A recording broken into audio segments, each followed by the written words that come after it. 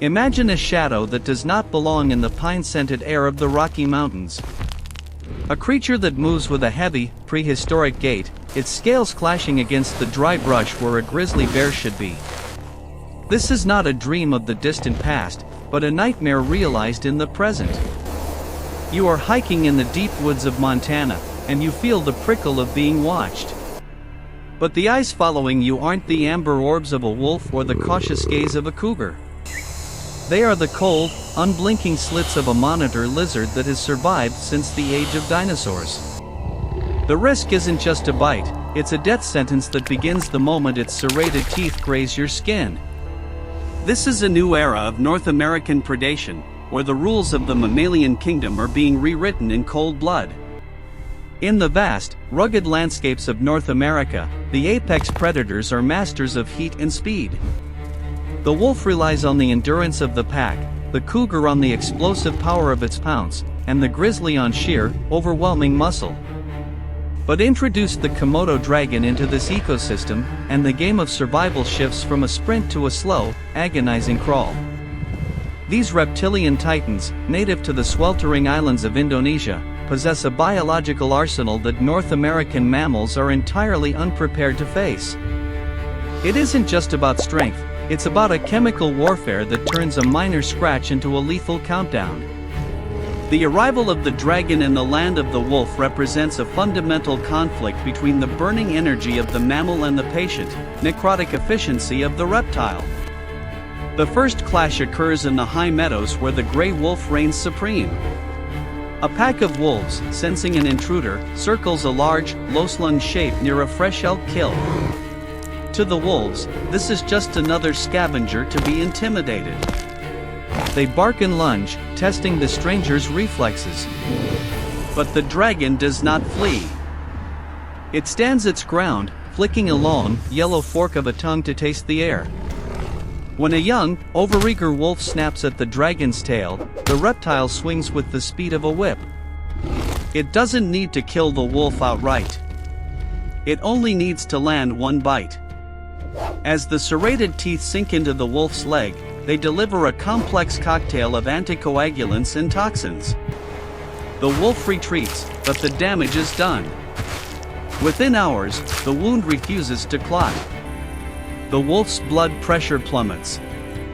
While the pack moves on, the dragon simply waits.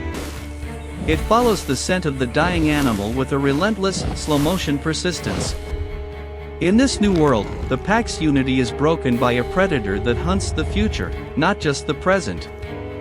The dark thrill of this invasion deepens when we consider the cougar, the ghost of the mountains. Usually, the cougar is the ultimate ambush hunter, striking from the shadows and killing with a swift bite to the neck. But the Komodo dragon is a walking fortress. Its skin is reinforced with osteoderms, tiny bones that act like a suit of chainmail under its scales. When a cougar leaps from a rocky outcrop onto the back of a dragon, its claws find no soft flesh to sink into. The dragon thrashers, its powerful tail swinging like a club, capable of snapping a cougar's ribs with a single blow. The cougar, built for speed and agility, finds itself in a wrestling match with a heavy-duty tank. In the dark undergrowth, the cougar realizes too late that its usual tactics are useless. The dragon's venomous saliva drips from its jowls, and the cougar, sensing a danger it cannot quantify, is forced to abandon its territory. The shadow of the mountain has met a darker shadow, one that doesn't breathe with the rhythm of the forest. The true climax of this biological thriller is the meeting of the titans, the grizzly bear versus the Komodo dragon. This is the collision of two different philosophies of violence. The grizzly is a mountain of fur and fury, capable of decapitating a deer with one swipe. The dragon is a patient stalker that thrives on rot and stillness. When these two meet over a carcass, the forest goes silent. The bear roars, a sound that should send any living thing running. But the dragon is deaf to the roar. It reacts only to the vibrations in the earth and the scent of protein. The grizzly charges, using its massive weight to pin the dragon down. But the dragon's neck is thick, and its skin is like sandpaper wrapped iron. As they grapple, the dragon lunges, snapping its jaws onto the bear's shoulder. The grizzly's thick fur provides some protection, but the dragon's teeth are designed to saw through flesh. The venom begins its work. Unlike the bear, which burns calories at a furious rate to maintain its body temperature and aggression, the dragon is a low-energy machine. It can afford to wait. Even if the grizzly wins the initial scuffle and drives the lizard away, the bear is now a ticking time bomb. The anticoagulants in the dragon's venom ensure the bear's wounds keep weeping, attracting flies and bacteria. The bear grows lethargic, its massive heart struggling to pump blood through a system that is being systematically shut down by toxins. Days later, the dragon, guided by its incredible sense of smell, finds the grizzly collapsed in a thicket. The king of the woods is brought low, not by a bigger beast, but by a more patient one. The presence of the Komodo dragon in North America would turn the wilderness into a landscape of dread. Imagine the impact on human life. Hikers who are used to looking up for bears would now have to scan the tall grass for a predator that blends perfectly with the dirt and fallen logs. The slow hunt means that a person might be bitten in the afternoon and feel fine, only to have their limbs swell and turn necrotic by midnight, miles away from help. The psychological toll of being tracked by a creature that knows you are dying before you do is the essence of a dark thriller. The silence of the dragon is its most terrifying weapon. It doesn't growl to warn you, it simply watches, its cold heart beating slowly, waiting for the venom to do the heavy lifting. As the seasons change, the dragon faces its greatest challenge, the North American winter. While the mammals grow thick coats of fur or retreat into hibernation, the dragon's cold-blooded nature should be its downfall. But in this dark reimagining, the dragon finds refuge in the geothermal heat of places like Yellowstone or the deep burrows of the southern plains. It becomes a seasonal phantom, emerging in the spring as a hungry, armored relic of a forgotten age. The ecosystem begins to warp around its presence. Scavengers like vultures and coyotes follow the dragons, knowing that a single bite from the lizard provides a feast for everyone in the coming days. The hierarchy of the wild is flattened. The speed of the deer and the strength of the elk mean nothing if a single scratch from a hidden dragon ensures their demise within the week. The conflict between the venomous intruder and the native mammals is more than a fight for food, it is a clash of evolutionary eras. The mammals of North America are the pinnacle of Cenozoic design, high energy, intelligent, and social. The Komodo dragon is a master of the old ways, a survivor of a harsher, more brutal world where patience was the ultimate predator. When these two worlds collide in the forests and plains of the United States, the result is a visceral struggle for dominance. The dragon doesn't need to be smarter than the wolf or stronger than the bear. It only needs to be more persistent. It is a biological conqueror that uses its victims' own biology against them, turning their blood into a weapon that kills them from the inside out. Consider the ranchers of the Great Plains, who have spent centuries defending their herds from wolves and coyotes. Against those predators, a fence and a rifle are often enough.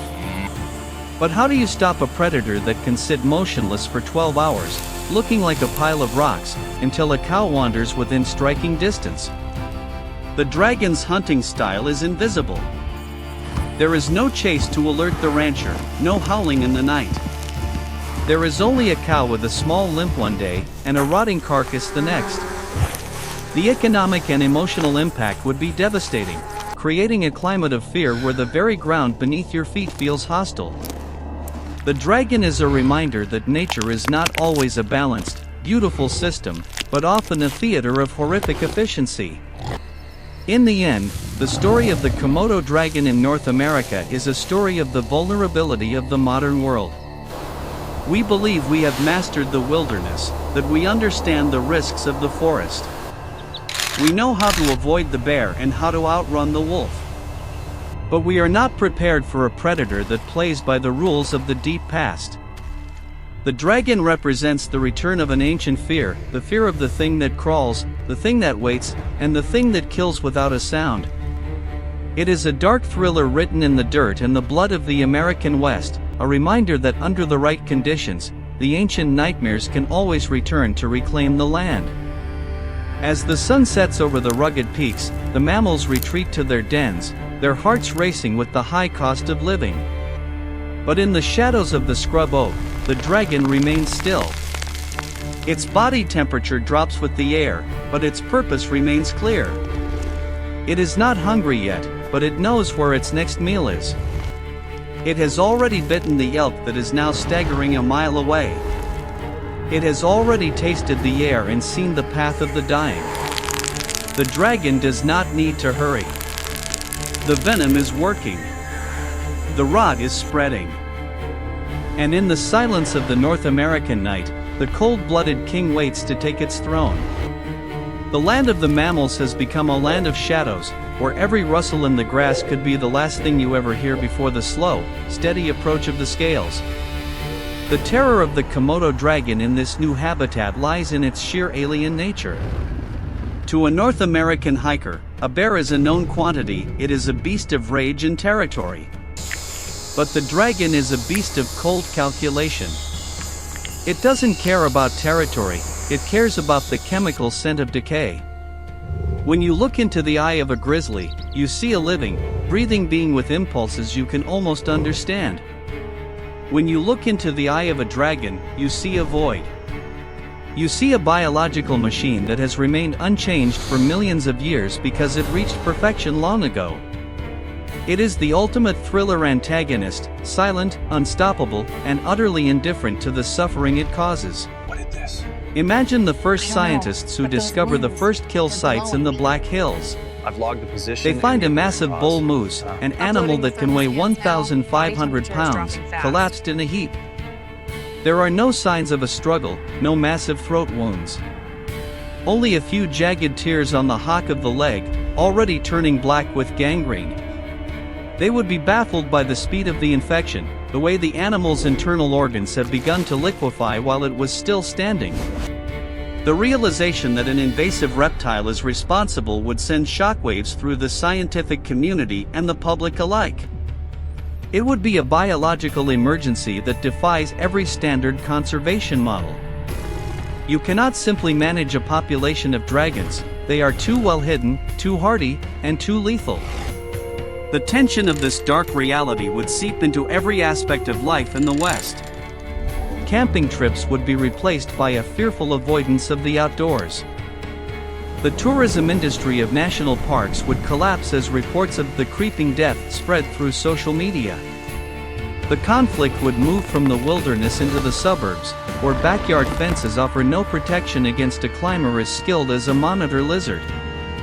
A pet dog disappears, not with a yelp, but simply vanishing into the night, leaving only a faint trail of musk and a few drops of blood. The thriller is no longer in the woods, it is in your backyard, under your porch, waiting for the sun to hit the right angle to warm its prehistoric blood. This is the ultimate confrontation, the warmth of the mammalian spirit versus the icy persistence of the dragon. It is a reminder that we are all just meat and blood, subject to the laws of biology that do not care about our technology or our place at the top of the food chain. The Komodo dragon in North America is a symbol of the unexpected threat, the risk that we never saw coming because we thought we were safe in our modern world. But as the dragon flicks its tongue in the cool Montana air, it knows better. It knows that everyone eventually stops running. And when they do, the dragon will be there, waiting in the shadows, ready to begin the long, slow feast. The script of the American wilderness has been rewritten. The lead actors, the wolves, the bears, the lions, are now supporting characters in a much darker play. The dragon is the new lead, and its performance is one of silent, necrotic dread. It is a thriller that doesn't end with a jump scare or a final battle, but with the quiet, steady sound of scales dragging over dry leaves. The land of mammals has become a land of venom, and the reign of the cold-blooded has only just begun.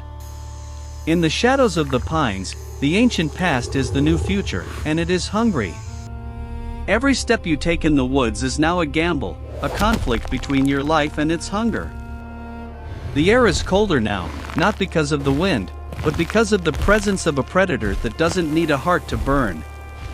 It only needs the sun, the scent of the dying, and the endless patience of the dragon.